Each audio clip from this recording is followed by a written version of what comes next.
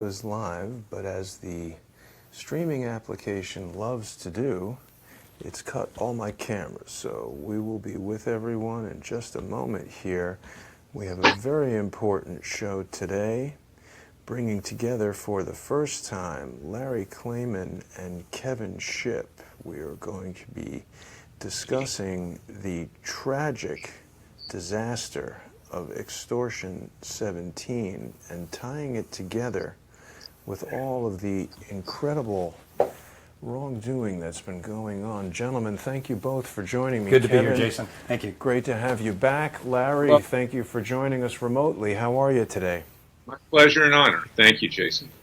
So it's the first time that you two have been together in conversation, and I think this is really important because obviously, Larry, you've got incredible insight into the legal aspects of these cases. You've been a lawyer with experience in the Department of Justice and in the Washington, D.C. You've pulled up your waders and walked through the swamp and come out on the other side. So let's talk about this, Larry. You're representing some of the family members who've survived the decedents in this horrible accident. Can you tell us a bit about that? Jason, this goes way back, and it goes back to August 6th, 3 months after bin Laden was allegedly killed. I say allegedly because people question whether he was killed the way it was said. But in any event, our client's sons were loaded onto a Chinook helicopter at the last minute. 7 Afghan commandos that were going on a joint mission were taken out of that mission, and no one knows who was inserted. They then went into the Tangi Valley to kill a major terrorist. There were 30 special ops on this Chinook, including at least one SEAL Team 6, possibly more, and it was shot down. And there's never been an adequate explanation as to why 30 special ops were sent into a mission like that, particularly without any eyes in the sky. There weren't overhead, running a kind of surveillance to see what was going on the ground. The helicopter hung over the crash site, ultimate crash site, for about 13 minutes, like a sitting duck. And the government claimed that an RPG shot it down. It's a 1 in a million shot to do that. And there's never been an explanation. What happened after that? To make a long story short, you can see all of it on our website. We have press conference about 4 to 5 years ago. It's just in Washington, D.C. with the families, with retired military people like General Boykin, like Admiral Lyons and others. And it really is inexplicable because when our clients tried to find out what happened to their sons, and some of them were cremated, as a matter of fact, without their permission. Wow. They were just stonewalled. And here's the particulars of it, and I'm just summarizing. You can see that video. It's very compelling at freedomwatchusa.org. Is that black box wasn't found. Ordinarily, there'd be a black box at the crash site. I used to, in a kind of a black humor type way, make a joke about that it was claimed that it washed away in a flood. Well, there hasn't been a flood there since Noah's Ark in Afghanistan. And then there was no explanation as to who those 7 Afghan commandos were that were taken out. One of the sons of our clients, Michael Strange, is believed that he was there and hit the ground, his body intact, yet he was cremated. When the bodies were brought back to the place where they were sent off, to Dover Air Force Base, there was a Muslim cleric that gave a prayer. This was an Obama special, of course, Obama being half Muslim. In fact, over the last 8 years, entirely Muslim in his heart. But this Muslim cleric gave a prayer damning our servicemen, our fallen heroes, to hell as infidels. What? Unbelievable. That and is. the clients had this. Unbelievable. So, to make a long story short, we tried to get a congressional investigation of this. And we went to Darrell Issa, then chairman of the Government Reform and Oversight Committee. He then assigned Jason Chaffetz at the subcommittee to do that. Jason Chaffetz is now a Fox News commentator, which is frankly where he belongs. He doesn't belong as a congressman. And it was a cover-up. And they brought people into the hearing that had no knowledge of what had gone on. And they also, basically, it was just a tribute. And Jason Chaffetz, and I have great respect for the Mormon religion, particularly after representing the Bundys, but Jason Chaffetz did a Glenn Beck at the end of the hearing and started crying. And I mean, it looked totally phony to me. And in fact, when I asked him if he was going to pick up with another hearing, he just walked off after that hearing. It's been a cover-up. One of the reasons for that is that it may have been an inside job. That's what Charlie Strange thinks. You're going to be interviewing him on August 6th, the anniversary of this crash and this tragedy, the biggest loss of life in the Afghan war, still unexplained. And somebody may have given up those coordinates. Who knows, even for cash. It's potentially possible. And then long after that press conference, there was a whistleblower who came forward, Joni Marquez. And there was, in fact, an eye in the sky, we found out. And she was there with an Air Force pilot. She's a female Air Force lieutenant. And she saw what was going on in the ground. In fact, tried to call off this raid. And no one responded to her. And then she saw, basically, our client's fallen sons being slaughtered on the ground. And she came forward and gave an interview for Sinclair Network. Sarah Carter did that at the time. And all of these things are still hanging out there. And there's a huge cover-up by the military against our brave men and women. I would hope that President Trump would take control, because he's shown a great interest in our veterans. And finally, some peace by giving them an adequate explanation as to what went on. It's a real tragedy, and it's a cover-up. And I might add, when this tragedy occurred, Helmut Karzai, the very corrupt president at the time of Afghanistan, actually announced the attack and the tragedy before our families were even involved. It's possible that Karzai gave up the coordinates and made money on it. He's one of the most corrupt leaders in the history of even the Middle East, and that's saying a lot. And this is where we stand today. Now, we do have a lawsuit pending against the Taliban, against Karzai, against Iran, because Iran finances these terrorist activities. In this case, it was the Taliban. And that's going to a default judgment and a hearing. Ultimately, it's been a long time pushing that through the courts. We've had a difficult judge. But finally, we're breaking through. And there will be justice in that regard in the civil court. But there needs to be justice in a criminal court. And this gets us back, Jason, to what we've been doing with our citizens' grand juries, is that once we're finished with Hillary Clinton, Bill Clinton, Robert Mueller, James Comey, John Brennan, former head of the CIA, James Clapper, former director of national intelligence under Obama, Obama himself, who's been behind all of these crimes. Once we indict, convict, and have them sentenced, I'll be asking President Trump to actually send the U.S. Marshals to have them arrested after we get the convictions. And you can see what we're doing at our Justice League at freedomwatchusa.org, pushing that forward. We're hoping to do citizens' grand juries in Austin, Texas, in conjunction with people like yourselves and InfoWars and others, is that we will seek to mete out justice here. And then we'll get to Extortion 17, and we'll indict some of these people who were involved in covering up this tragedy, because it is an obstruction of justice. And I believe that Jason Chaffetz himself engaged in an obstruction of justice in covering this thing up. So we're going to get to that. And that's the quick summary of it. You can read all about it, so to speak, at freedomwatchusa.org. You can find the press conference. It will tell you everything, at least as of 5 years ago, where we stood on this. And of course, we've been doing work after that in our various lawsuits to bring about justice. And I presume that's in the cases tab. Is that right, Larry? Yes, you can find that.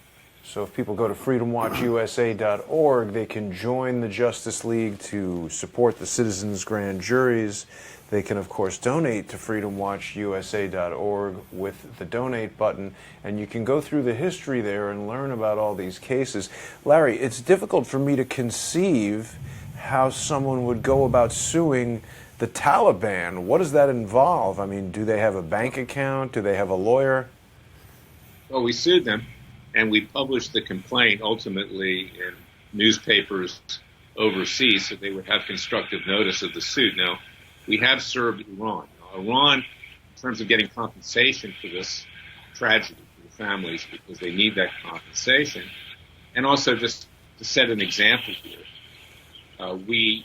Iran does have money, and they have assets that are stored away in American banks and European banks and other banks, and others have reached those assets. So they were served. We served them through the State Department, and we served others as well, such as Karzai. Wow. But yes, it is difficult, Jason. That's why it's taken this long, and we are seeking to enforce the summonses that were served upon them. And of course, they didn't respond to the summonses and the complaints, and now we're seeking a judgment. Right. And Larry, I wanted to bring you together.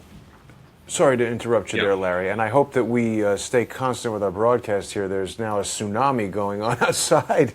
But I wanted to bring you together with Kevin today because I wanted to get his input from an intelligence assessment standpoint. You've just shared with us some really shocking information. How could this type of leak or how could this type of information have gotten to the appropriate people that would conduct this type of attack? Well, having seen the government cover-ups before, specifically in the CIA, and operational things, the government will cover anything up before it has to take responsibility for any tragedy like this one. It's what they do. It's their procedure. And I have found Joni Marquez to be extremely accurate, and I think she's a bona fide witness. And not only that, she's got tremendous courage in coming out like this. So I think she's critical and crucial in all this. But a crux of this is the ridiculous rules of engagement that they put our troops under in Afghanistan, where they couldn't fire until they were fired upon. So Extortion 17 hung there like a target, unable to fire or face penalties when they got back, and then took the RPG in the rear tail. And as Ms. Marquez tells it, she was ready to lay down suppressive fire, made several requests to do so, and with no response and no authorization. That sort of thing does not happen by accident. That was intentional. Somebody back in Washington or at the Pentagon was refusing her, and she's an Air Force captain, from laying down fire and protecting Extortion 17 and the choppers that usually go in before these helicopters and these missions. The choppers that were supposed to do the lead were ordered elsewhere, so they were absent when Extortion 17 was attacked. So this thing stinks from several different angles. I met with Billy Vaughn just after he published his book. He and I had a heart-to-heart meeting, and Karen Vaughn's written a book now. These families need some closure, and this, what appears to be, without question, at least in my mind, a cover-up. This needs to be pursued, and it needs to be exposed. And Larry, I couldn't agree with you more. There needs to be some criminal indictments leading up to what the government has become at these levels of James Comey, Peter Strzok, McCabe, and the others. They have clearly violated Title 18 USC in several provable, documented cases. They need to be charged, and they need to be indicted. That's just an example of what the government will do to protect itself in cases like this, like Extortion 17. So, Larry, well, you raised the point, Kevin, that I left out: the rules of engagement, which is actually the major, and that is under Obama, you had to be fired upon first before you could fire back. Now, that's obviously a better situation right now under President Trump, which is why we've had some success in the Middle East. But we remember the movie American Sniper, by in Hollywood, and it's a terrible situation that we sent these boys into battle and didn't allow them to defend themselves. Clint Eastwood's movie really says that. In the beginning of the movie, he's focusing on what's likely a terrorist, and one of his colleagues, one of his partners in the military, is saying, you better not fire too quickly because you're going to be held accountable for this. You better think it through. So this is what our troops have lived under Obama, and their war crimes. They were covered up. And I personally believe, that someone betrayed these great heroes and sold them out to the Taliban, perhaps through Karzai, for money, for hard cash.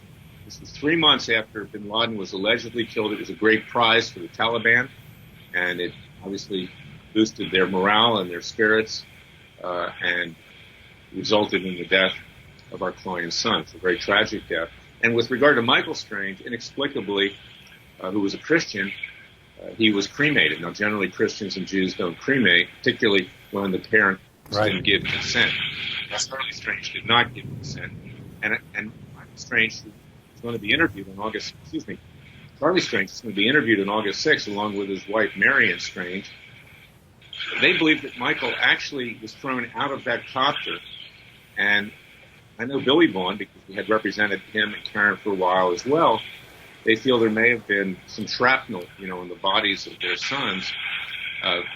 Perhaps the substitute Afghan commandos may have, in fact, caused a terrorist attack inside the helicopter. So there are all these different possibilities, but the crash report makes no sense. It has a lot of gaps. And I'll tell you something, Jason Chaffetz, he's got his right calling right now. Let him be a commentator on Fox News, because as a congressman, he was absolutely worthless, and he covered this up. Larry, why would Jason Chaffetz want to cover this up? Do we have any indication of what the motive may have been?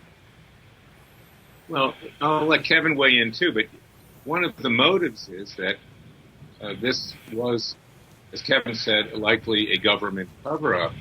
Now, intelligence agencies at the time, run by Obama, under Brennan, under Clapper, under General Alexander, they have dirt on everybody. They were mass surveying everybody. Who knows what they have on Chaffetz? Why did Chaffetz unexpectedly resign from a chairmanship in the U.S. House of Representatives, a very powerful committee, the Government Oversight and Reform Committee? Why? Why did he take an exit stage left? What did they have on him? What did he think may come out? So there's a lot of unanswered questions here. He should be under investigation himself. Yeah, Larry, and the way that it has been done for years with some still existing congressmen and the Gang of Eight is the CIA will come and read them into the program. Once they're read into the program or the operation, they sign a CIA secrecy oath with the penalty of prison if they talk about it to anyone. If they brought Jason Chavez in and read him into this and then bound him by the agreement to shut up, and now he's threatened with prison, the CIA routinely manipulates Congress and congressmen that way. And to usurp your responsibility as a congressman, if that indeed was the case, is inexcusable, and as the CIA often does in those cases, is also criminal. Well, it's interesting that you mentioned the CIA, because the person who was doing the investigation under Chaffetz, the staff person, was a guy named Jim Lewis, former CIA intel officer, base officer. And he was instrumental in covering this up. And he was telling our staff things which simply weren't true, leading us to believe that there was going to be a bona fide investigation. And in fact, the clients were supposed to testify at the hearing, and at the last minute, they were disinvited from testifying. So I think it was an inside job as well, and the CIA played a very big role in that, and Jim Lewis was their way to effect this cover-up through the Government Oversight Committee. Now, of course, this story's been covered, but it's another one of these things that we haven't heard that much about it. I feel like I've heard more about Stormy Daniels than I have Extortion 17. It's convenient, isn't it? Well, and we've talked about this before. We will on future shows. The intelligence community, specifically the CIA's influence over the national news media, which I've seen personally, the Washington Post go and divulge information to the CIA. So there is intelligence manipulation, Mockingbird 2, if you want to call it, where they are manipulating the media and making sure they don't cover things like Extortion 17. That's still going on. It's still an active program. We talk about that in one of our lectures, and that's a part of this whole thing, I think without question. So, Larry, how does this whole cover-up of the Extortion 17 attack play into some of the other things that we're hearing about? You know, for instance, just last week, we heard James Clapper say that Obama has been, behind the whole, Russia hack thing. We've heard about how the Obama administration basically supercharged the Stellar Wind program that allowed them to just spy on everyone and everything. Part of the whole scenario that we live under today, Jason. You can't believe a word the government says. The government has broken away from it. Yes. It represents its own interests.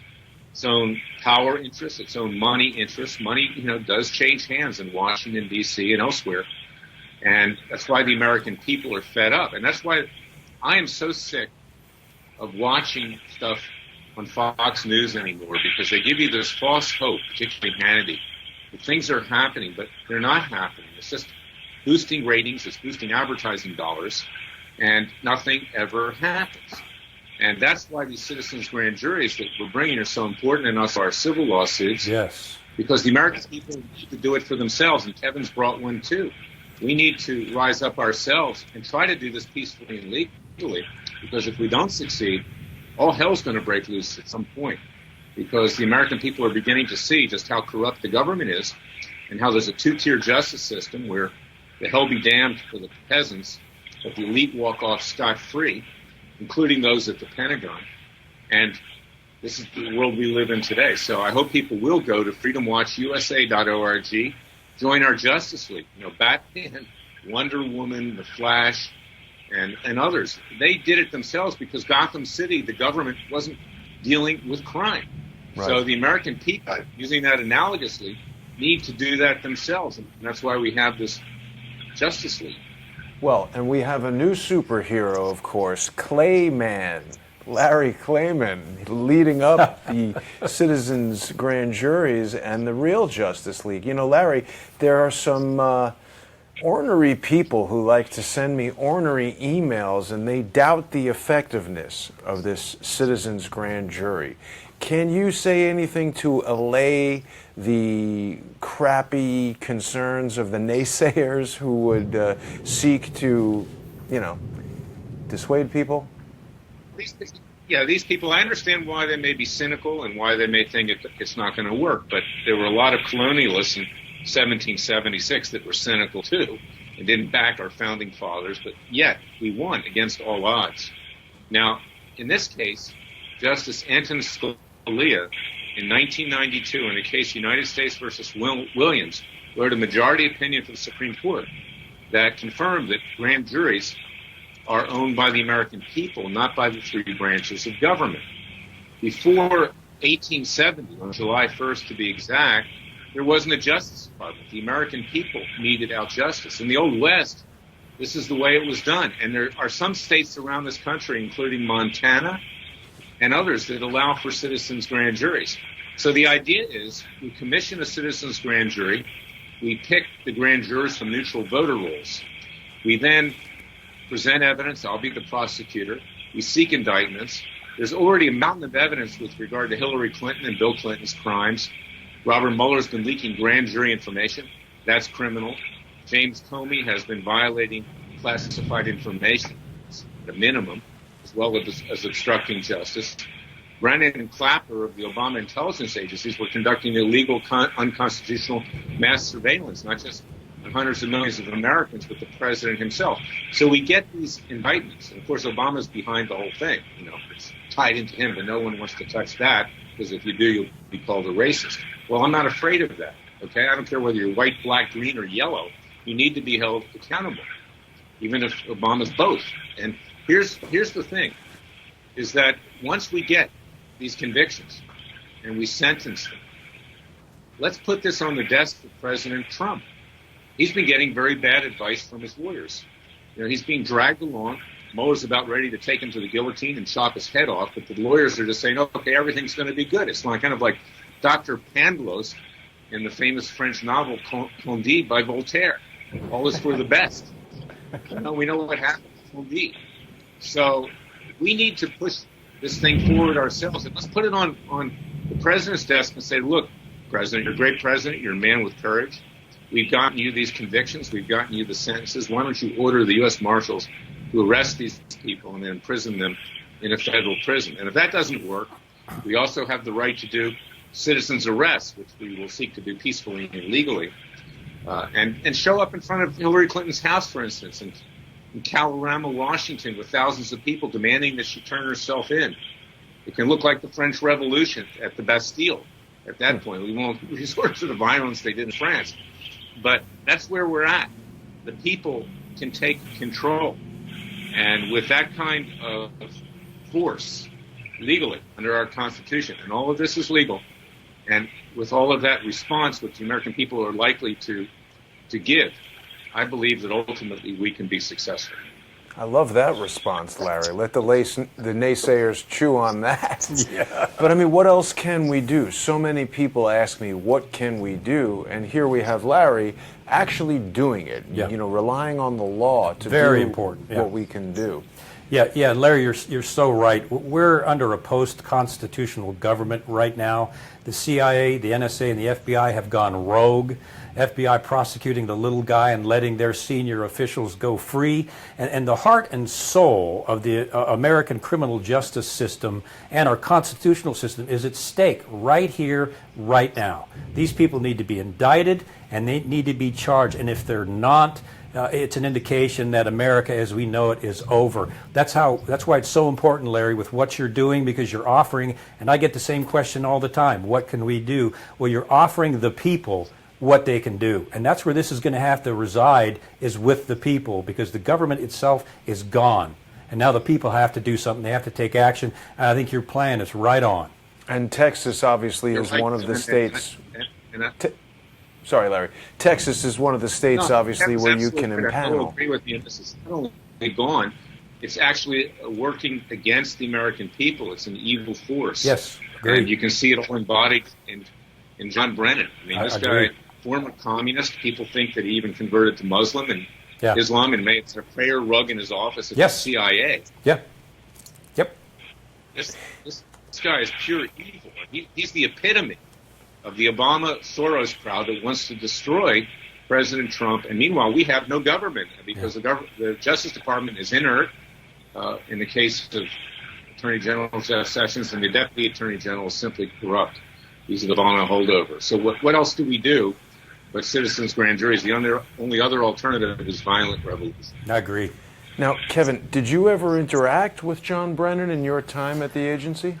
John Brennan, when I came out to expose a CIA cover-up and my family was poisoned, almost died after I exposed that cover-up.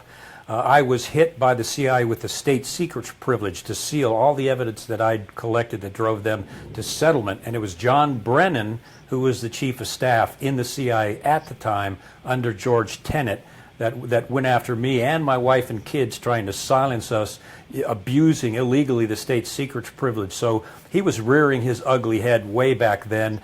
He was chief of station in Saudi Arabia, where he converted to Islam. You're supposed to convert people over to the American side, not the opposite direction. Well, he went the opposite direction. He's dirty, he's pro-communist, he's Marxist, he's tied into what I call the Hillary Clinton Foundation crime syndicate. That man is dirty and evil, and he needs to be indicted.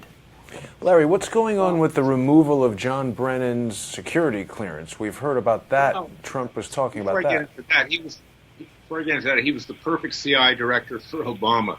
Okay, because Obama, obviously, at best, is a socialist. Obama, in his heart, is a Muslim, even if he's only half Muslim. Right. And Obama obviously wanted to use somebody from his religion to run the CIA. No doubt. So this was Obama's shill. And with regard to removing security clearances, well, that's a slap on the wrist. I mean, Kevin will tell you, it may make it more difficult for Brennan and Clapper and the others to get jobs in the defense industry without a security clearance. But, they're making so much money hand over fist right now, CNN commentators and otherwise. They don't need it. And that was just kind of a way for the president to try to say, well, I'm going to do something. And this is why I'm critical of his lawyers, Giuliani and Jay Sekulow and others, is that they need to have this president emboldened to be himself. And what he can do right this week, in my column in WorldNet Daily tonight, we'll talk about that, is that the House of Representatives, Jim Jordan and Mark Meadows, introduced articles of impeachment. Well, they have no interest in impeaching, regrettably, Rosenstein. If they did, they would have had the impeachment set down for a vote before the recess. This was cosmetic.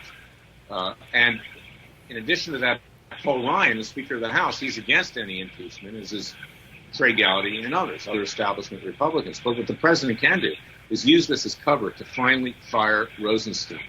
Get rid of Rosenstein and get rid of Mueller. And president won't even have to have his fingerprints on it at that point. Put a person of integrity in there as deputy of attorney general, given the fact that Sessions has exited stage left. Don't put someone in there like Christopher Wray of the FBI. He's just a tool of the establishment and nothing. He's covering things up too. The president made a mistake with that appointment. But put somebody exactly, in to Larry? do the job. How exactly does this give President Trump a path to firing Rosenstein? I didn't understand that part. Well, because it's the impeachment part of it, even though there's never going to be an impeachment and conviction, it's somebody else who came forward that took what appeared to be a strong action, even if it's not. We have valid reasons to impeach him if it really seriously not. The president has valid reasons to fire Rosenstein for obstructing justice with regard to the Department of Justice and turning information over to Congress. Now's the time to do it. Limited damage politically to the president. I don't think there'd be any damage, frankly, that would last even if he fired Mueller at this point, but he's not going to do that, given the advice of his lawyers. Get rid of this guy who's given Mueller a free ride and has rubber-stamped everything Mueller is doing as part of his witch hunt. So let's talk a little bit more about the president's lawyers, because that's been a hot topic lately with Michael Cohen secretly recording a conversation. Is that not a gross, almost unbelievable violation of the attorney-client privilege, Larry? Well, it is, and we'll be filing bar complaints in New York against Michael Cohen. I mean, it should be a chip shot. The guy will be disbarred, but it really doesn't matter. He wasn't much of a lawyer anyway. Even before that, he was just a bagman. That's all he was. And if he gets out of this by lying about President Trump, and today, of course, he's saying that President Trump knew about that infamous meeting, according to CNN and MSNBC, at the Trump Tower with Russian operatives. If he somehow escapes like Houdini from doing a lot of time, expect him to go back to being a bagman, because that's all he really is. What is the legal downside for Michael Cohen? What is he at risk of doing time for? You know, we don't know. We don't know what Mueller's got when he raided Michael Cohen's home and raided Michael Cohen's office. We don't know. But, of course, the Democrats are alleging that this was a campaign finance violation, pay off Stormy Daniels, and to also arranged for payments to Karen McDougal, another person allegedly who had an affair with the president, is that because it would be an in-kind contribution that would have assisted the president in being elected, it should have been reported to the FEC. But those kinds of violations are rarely, if ever, turn criminal. They result in civil fines in any event. But there may be other things out there. I think we've got a major problem here, Larry. Fire alarm. Yeah, that went off. That was a fire alarm. Wow. We must be on to something hot here, brother. 'Cause, yeah, it's on. If it comes on again, I guess we got to evacuate. Wow. Yeah. Wow. Yeah. There is a thunderstorm going on outside, but that was an extremely loud buzzer. Yeah, it that just was. went It off. was. Okay, so let's keep going while we're able. And Larry, yeah, I know you know this too. The whole idea of the Cohen raid, which was unconstitutional because they took attorney-client privileged information, claiming that once they got it in the FBI, they'd have specialists sort through what they could talk about and what they couldn't. Well, they'd already confiscated it. They'd already violated the Constitution. And now we see, guess who Cohen has brought in as his attorney? Oh, yeah. Best friend of Hillary Rodham Clinton, Lanny Davis, also connected to CNN. And we see the Clinton crime syndicate rearing its ugly head again. And now they've got Cohen they've recruited. Probably the FBI found some stuff in Cohen's personal legal affairs, threatened him with 10, 20 years in prison, and turned him into their informant. I'm pretty sure that's what happened. And now the Hillary Clinton crime syndicate is back in the picture again. Right, you raised a good point. I know Lanny Davis very well, particularly during the Clinton years. He used to go on Hannity a lot, too, at Fox News. He tried to be friends with both sides, tried to sound reasonable. The guy's always been a political hack. Yeah, he's a smiling snake. You know, he's not there to defend Michael Cohen. He's not a criminal defense lawyer. He's an election lawyer. He worked for Patton Boggs and Blows, who invented the concept of legally bribing congressmen and senators to get what they wanted for their clients. The guy is sleaze extraordinaire. I sued him during Judicial Watch years. He hates my guts. I hate his guts, frankly, because he's a complete fraud. He's a complete fraud. And he's in there to basically decapitate the President of the United States. He Yep. wants to be a hero in the twilight of his career, Yep. to be the one who slays President Trump. Yep. And he's using Michael Cohen to do it for Hillary Clinton, who wants to, of course, run for president again, and the other criminals that want to see Trump gone. There's nobody who deals as straight as Larry Klayman, and I love that about you, Larry. That's great. I love hearing these insights into these different people. So you spoke about the meeting between Donald Trump Jr. and the Russian attorney, Natalia Veselnitskaya, something like that is her name. So, Larry, talk for a minute about the significance of this, because Kevin and I were speaking about it earlier, and of course, Vladimir Putin mentioned Bill Browder during this historic summit, and Browder obviously is tied to Magnitsky. What can you tell us? Why is it so significant if Donald Trump knew about what was to go on at that meeting? That meeting sort of reeks of a setup to me. Well, it does, but it's frankly not that significant unless you're CNN or MSNBC or the Washington Post or the New York Times. It's really not significant because nothing ever came of the meeting. Right. We know that. If that was the case, there'd already be indictments with regard to that meeting. But, it's what they're doing to try to smear the president, claiming that he was in bed literally with Vladimir Putin and the Russians. And, of course, we know that's not the case. There's nothing wrong in having a dialogue with Vladimir Putin rather than trying to provoke him. And as I've said many times on your show, Jason, since when is it that the Democrats and the left have a problem with the descendant of the Soviet Union, Russia? I mean, Bernie Sanders took his honeymoon in Russia. These people have more affinity to Vladimir Putin than they do to the United States. This is their mecca. This is their home. This is what they want to turn into this country, the socialist state. So this is all contrived to try to get to the president. They're not concerned about Russia. A lot of them were part of Russia, like Brennan, okay, communist, okay? So, extension of Russia. So the whole thing is a sham to begin with, and it's basically to destroy the president's reputation and to bring him down in the eyes of the American people, to elect a Democrat House of Representatives at least during the midterm elections, to then start impeachment proceedings, which they'll use to grind President Trump to a halt as he's trying to negotiate treaties with North Korea, with Iran, dealing with unfair trade practices, illegal immigration, everything else. Yeah. Well, I mean, there's certainly no shortage of smear tactics being employed. I mean, what's going on, if anything, with the indictments that Robert Mueller brought against these 12 Russians? Have we heard any more on that? That is a sham. There we go again.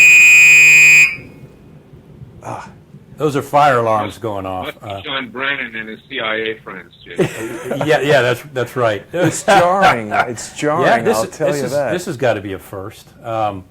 Yeah. Anyway, Jason, what were you saying? We were talking about. I can't recall. Wait, that was a shock alarm. We were talking about the Mueller investigation. Oh, I know, the Russian collusion. The whole Russian, it bears all of the evidence of an operation involving the former director of the CIA, a soft coup to prevent Trump from being elected or remove him, impeach him from office. It is clearly an operation connected into the Clinton crime syndicate, all the way back to Uranium One, where Hillary laundered money. Uranium One, the uranium is not it's important, but it's not the real issue. The real issue is Hillary Clinton was working with the Russians in a counterintelligence op by Putin and got $145 million into the Clinton Foundation, which cannot be accessed through freedom of information and can't be subpoenaed by Congress. It's an international PAC, is what she set up, making millions of dollars in the process. So what when you, in counterintelligence, when you want to attack the enemy, you accuse them of what you're doing. And that's what they're doing here. They colluded with the Russians. They took money from Russia. The Clinton campaign did. So they turn around and they're accusing Trump of doing, essentially, without a doubt, what they did. That's their standard practice. I mean, Trump doesn't need their money. He doesn't need their money like the Clintons do in terms of their money laundering scheme. I used to say, and I still say, there's no crime that's beneath Hillary Clinton. Right. She even tried to steal the White House furniture at the end of the Clinton administration. She was caught, had to bring it back, Then she tried to steal State Department furniture at the end of her reign as Secretary of State. There's no crime that's beneath her. Yeah. Shameless. Yeah. Frankly, the two of them are white trash. Yeah. That's what they are. What a princess. I don't know if you ever heard Buzz Patterson speak. He carried the nuclear football for Clinton. He had a lot of interaction with Hillary and her criminality and her psychopathic personality. And he was asked, Buzz, if you were to describe Hillary Clinton based on your experience, how is she? What's she like? And he said, well, the only way I can put it is she's a wicked, evil bitch. And this is the guy that stood next to the president 24 hours a day with a nuclear football. Hillary Clinton has no soul. I think she's at best a sociopath. She is a criminal down to her core, going past money laundering into some other things. She's connected. I call her the New World Order globalist princess. She will do anything, as will her husband, to make money for their syndicate. Anything. And she's as dirty as they come. She needs to be in jail for espionage, multiple charges, for at least 20 years. And Larry, sorry. During the Clinton administration alone, there were over 40 scandals. I helped uncover a lot of them. I'm the only one ever to get a ruling that Bill Clinton committed a crime. It was in a civil case. Now we need to bring them to justice criminally with these citizens' grand juries this time. Yes. And it's not even just the money laundering. It's not even the breaches of national security. We have a lawsuit over that for Benghazi, for Ty Woods and Sean Smith, for the parents, because our use of a private email server gave up the coordinates of the ambassador, Christopher Stevens, which then led to the terrorist killing of their sons. So this is something that it's endemic with the Clintons, and she is the poster person for justice in this country. She's the first person that should be put away. Absolutely. And put away for life. Larry, in part of my ongoing effort to do whatever I'm able to do to assist with these citizens' grand juries, I wanted to introduce you to Kevin and suggest the notion, I don't know if this would even work, but could Kevin be like an expert witness or something in a citizen grand jury and testify to some of these things that we're discussing? Absolutely. I would love to have Kevin as an expert witness. We will have a number of witnesses. We're going to go in there with evidence. There's a mountain of evidence right now. This is why, I'm critical. I'm not trying to beat up on Fox News, but I come in with, we've got this, we've got that, we're exposing more information. We have enough now to put all of these criminals away for life. Yes, we do. So why don't we get on with the job and get it done? Okay, rather than filing Freedom of Information Act requests so we can go on Fox News. Now's the time for action. Right. Whoa! That was a direct hit. Yeah. What? We just lost. It's a good interview so far. Lights. We're getting that just hit the power supply. I think we got to end the stream, Larry. We lost the TV. Is he still there? Are you there, Larry? Larry? I'm still here. Wow. I'm here.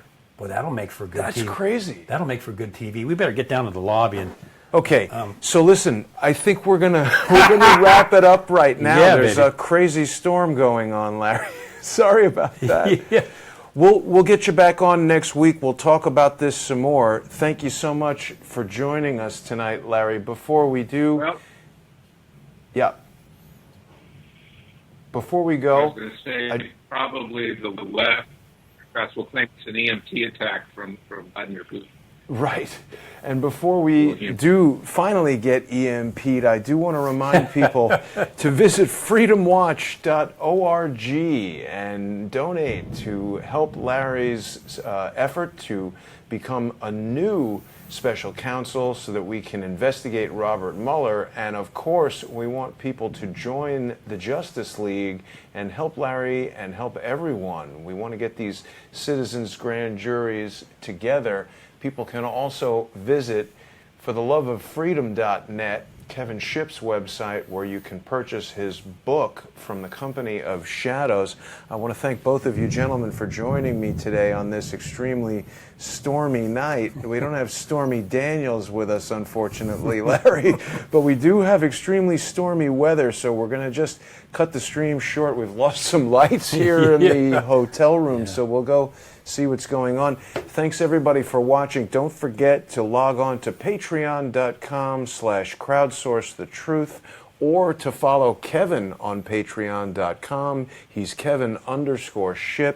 Larry, we've just launched a new Patreon-only program called Intelligence Assessment with Kevin Shipp. We got to run. Thanks for watching, everybody. We'll see you tomorrow. Bye. Bye-bye.